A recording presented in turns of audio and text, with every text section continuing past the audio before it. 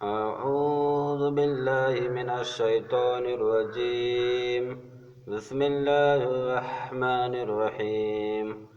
نحمده ونستعينه ونستغفره ونعوذ بالله من شرور أنفسنا. من يهده الله فلا مضل له ومن يضلل فلا هادي له. أشهد أن لا إله إلا الله وأشهد أن محمدا عبده ورسوله. أعوذ بالله من الشيطان الرجيم. بسم الله الرحمن الرحيم. وقال تعالى وأقيموا الصلاة. وقال تعالى يا أيها الذين آمنوا استعينوا بالصبر والصلاة. اعوذ باللہ من الشیطان الرجیم. بسم اللہ الرحمن الرحیم. محترم دوستوں، خالق السماوات والارض نے امت مسلمہ اور اپنے حبیب صلی اللہ علیہ وسلم کو بے بہا نعمتوں سے نوازا اور ہمیشہ تحفوں سے سرفراز فرماتا رہا. ان نعمتوں میں سب سے اعلیٰ اور عرفہ تحفہ نماز کا تحفہ ہے. اس متبرک تحفہ کی فضیلت روز سے روشن کی طرح یہاں ہے. اللہ تعالیٰ نے حج کو فرش پر نازل فرمایا، روزہ کو فرش پر نازل فرمایا، زکوٰۃ کو فرش پر نازل فرمایا، ایمان کو بھی فرش پر نازل فرمایا. لیکن جب نماز کی باری آئی تو رب کائنات نے اپنے حبیب صلی اللہ علیہ وسلم کو فرمایا اب ہم آپ کو ایک قیمتی تحفہ دینے والے ہیں. یہ تحفہ بہت اعلیٰ ہے، یہ تحفہ بہت عرفہ ہے. لہذا اعلیٰ اور عرفہ شے کو اعلیٰ ہی جگہ عطا کیا جاتا ہے. لہذا نماز کو عرش الہی پر بلا کر عطا کیا گیا. بزرگ دوستوں، انبیاء علیہ السلام نے توحید اور ایمان کے بعد نماز ہی کی اہمیت دی ہے اور نماز کی تلقین کی ہے. اور قرآن پاک میں جگہ جگہ ارشاد ہے اقیموا الصلاۃ اقیموا الصلاۃ. کہیں ذکر کیا گیا ہے یا ایھا الذین آمنوا استعینوا بالصبر والصلاۃ. اے ایمان والوں، نماز اور صبر کے ذریعے مدد طلب کیا کرو. جب رسول اللہ صلی اللہ علیہ وسلم نے صحابہ کرام کو معراج کے تحفے کا ذکر کیا اور نماز کی بشارت دی تو خوشی سے جھوم اٹھے. سبحان اللہ، اب تو ہمیں اللہ سے لینے کا ذریعہ مل گیا. 5 وقت نماز پڑھیں گے، 50 نمازوں کا ثواب ملے گا. جو بھی مسئلہ ہوگا اللہ سے ہم حل کرائیں گے. اب تو ہمیں لینے کا ذریعہ مل گیا. نماز رضائے الہی کا سبب ہے، نماز جنت حاصل کرنے کا ذریعہ ہے. کسی شاعر نے کہا دل میں ہر ایک انسان کی حسرت ہے جہاں کی، دل میں ہر ایک انسان کی حسرت ہے جہاں کی، وہ باغ جہاں سر کو جھکانے میں ملے گا. بزرگ دوستوں، کوئی متقی نماز بغیر متقی نہیں ہو سکتا، کوئی ولی نماز بغیر ولی نہیں ہو سکتا، کوئی کتب نماز بغیر کتب نہیں ہو سکتا. حضور صلی اللہ علیہ وسلم نے بھی نماز ادا کی، صحابہ کرام نے بھی نماز کی پابندی کی، تابعین نے بھی نماز پر دعامت کیا، تابعین نے بھی ترک نماز نہیں کی، ائمہ مجتہدین نے بھی نماز کو اختیار کیا، اولیاء کرام نے بھی نماز کو پابندی کی. کوئی بتائے کہ کوئی نبی نماز نہ پڑھا ہو اور وہ نبی بن گیا، کوئی امام نماز نہ پڑھا ہو اور وہ امام بن گیا ہو، کوئی کتب نماز نہ پڑھا ہو اور وہ کتب بن گیا ہو، کوئی ابدال نماز نہ پڑھا ہو وہ ابدال بن گیا ہو. آپ بتا ہی نہیں سکتے، کیونکہ نماز محبوب عمل ہے. نماز سے قلوب کو نورانیت ملتی ہے، نماز سے ایمان عقائد و قوت ملتی ہے، نماز زندگی کو آفتاب سے زیادہ روشن کر دیتا ہے. نماز اس وقت چراغ کا کام کرتا ہے جہاں چاروں سمت اندھیرا ہی اندھیرا ہو، یعنی قبر میں. بزرگ دوستوں، نماز مثبت پریشانی کو ٹال دیتا ہے. نماز سے انسان اعلیٰ و عرفہ ہوتا ہے۔ کیوں نہ ہو نماز ہے ہی ایسا دولت جس سے شیطان کا منہ کالا ہوتا ہے۔ بزرگوں دوستوں، نماز ہی سے فیصلہ ہوتا ہے کون متقی ہے، کون شقی ہے، کون مسلم ہے، کون غیر مسلم ہے، کون انسان ہے، کون شیطان ہے۔ یہ امتیاز نماز ہی سے ظاہر ہوتا ہے۔ میں بغیر حوالے کی بات نہیں کرتا، آپ مشکوٰۃ شریف اٹھائیں اور صفحہ نمبر 58 پر دیکھیں۔ حضرت جابر اللہ عنہ فرماتے ہیں کہ محسن کائنات صلی اللہ علیہ وسلم نے فرمایا بین العبدی و بین الکفری ترک الصلاۃ، کہ بندے اور کفر کے درمیان صرف نماز چھوڑنے کا فرق ہے۔ مشکوٰۃ شریف کے اسی صفحہ پر دیکھیں، حضرت بریدہ رضی اللہ عنہ فرماتے ہیں کہ رسول اللہ صلی اللہ علیہ وسلم نے فرمایا العہد بیننا بینہما الصلاۃ فمن ترکہا فقد کفر، کہ ہمارے اور منافقین درمیان عہد ہے اور وہ نماز ہے، پس جس نے اس کو ترک کیا اس نے کفر کیا۔ ایک جگہ رسول اللہ صلی اللہ علیہ وسلم نے فرمایا من ترک الصلاۃ متعمدا فقد کفر، جس نے جان بوجھ کے نماز چھوڑ دیا اس نے کفر کیا۔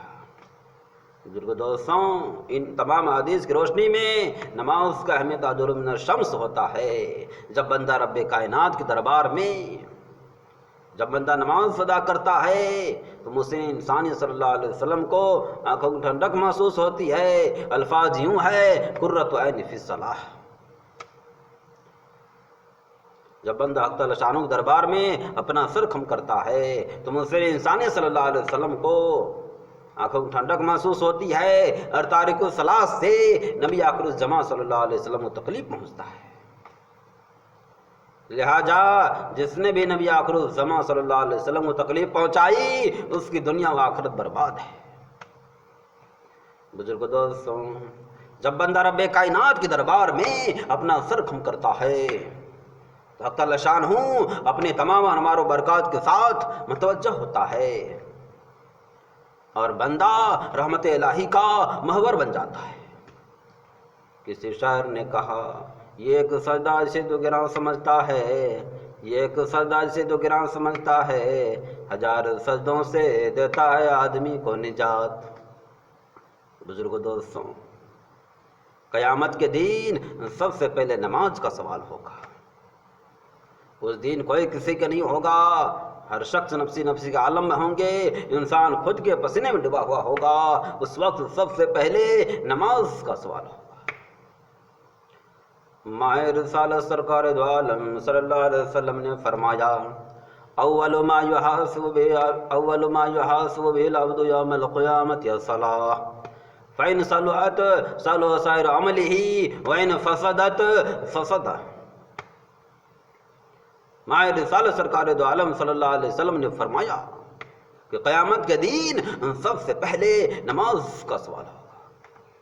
جس کا نماز صحیح نکلا باقی اعمال بھی صحیح نکلیں گے، اور جس کا نماز خراب نکلا باقی اعمال بھی خراب نکلیں گے۔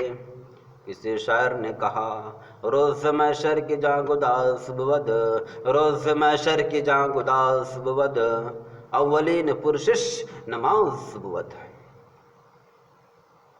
اگر نماز صحیح ہے تو سارا عمل قبول ہوگا، حج بھی قبول ہوگا، روزہ بھی قبول ہوگا، دیگر اعمال بھی قبول ہوگا۔ اگر نماز گڑبڑ ہے تو سختی کے ساتھ حساب ہوگا۔ اللہ ہم سبوں کو حساب آسان فرمائے۔ بزرگوں دوستوں، آج کل تو بہت عالیشان مسجد تعمیر کی جاتی ہیں، مگر اس میں اللہ کا نام لینے والے بہت کم نظر آتے ہیں، مسجد کا بات کرنے والے بہت کم نظر آئیں گے۔ بعض جگہ عالیشان مسجدیں ویران اور قبرستان نظر آتی ہے۔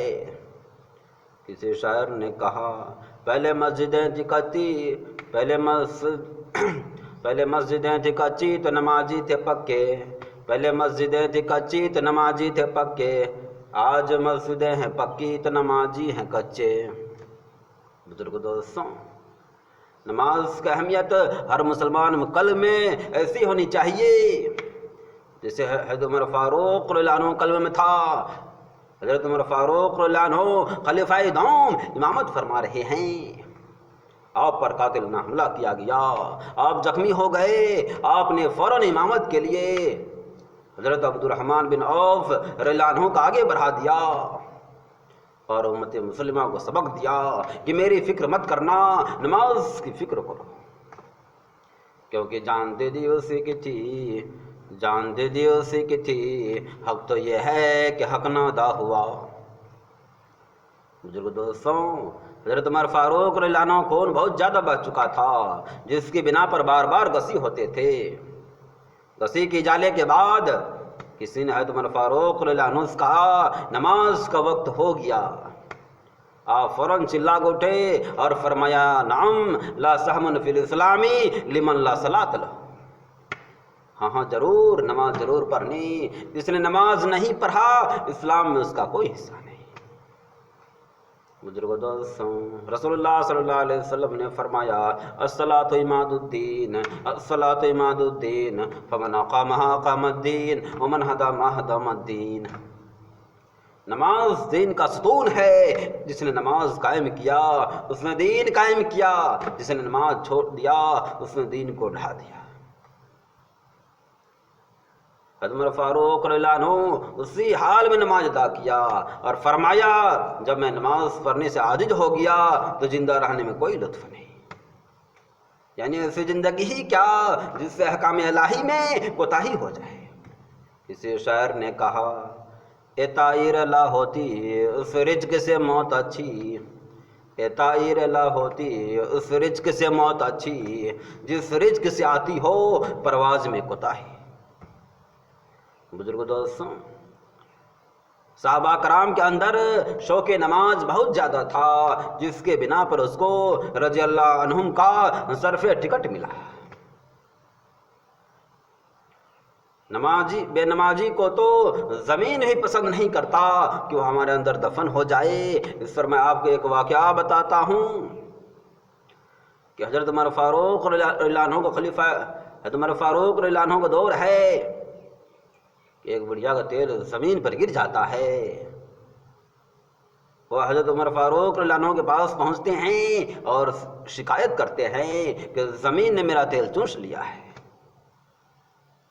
حضرت عمر فاروق رضی اللہ عنہ ایک پرچہ لیتے ہیں اور اس پر کچھ لکھ دیتے ہیں اور اس بڑھیا سے کہتے ہیں اس پرچے کو اس جگہ پر رکھنا جہاں پر تمہارا تیل گرا ہے. وہ ایسا ہی کرتی ہے، زمین فوراً سارا تیل اگل دیتا ہے، لوگ حیرت زدہ ہو جاتے ہیں.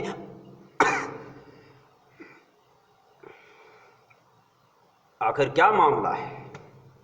پرچہ کھول کر دیکھتے ہیں، اس میں لکھا ہوا ہوتا ہے یہ زمین اس بڑھیا کے تیل کو فوراً واپس کر دے ورنہ تیرے اندر ایسے شخص کو دفن کروں گا جو بے نمازی ہے. زمین گھبرا جاتے ہیں کہ کہیں ہمارے اندر جہنم کا کھڑکی نہ کھل جائے. بزرگ دوستوں، اس واقعہ سے ہم سب کو عبرت حاصل کرنا چاہیے. اگر ہم نماز نہیں پڑھیں گے تو زمین ہمارے ساتھ کیا معاملہ کرے گا. اللہ ہم سبوں کو قبر کا عذاب سے بچائے اور نماز کی توفیق عطا فرمائے. اس شعر کے ساتھ میں اپنی تقریر کو ختم کرنا چاہتا ہوں. پر نماز پنجگانا نہ کر کوئی بہانہ، پر نماز پنجگانا نہ کر کوئی بہانہ، اس میں ہے تیری جنت ورنہ دوزخ ہے تیرا ٹھکانہ. وما علینا الا البلاغ.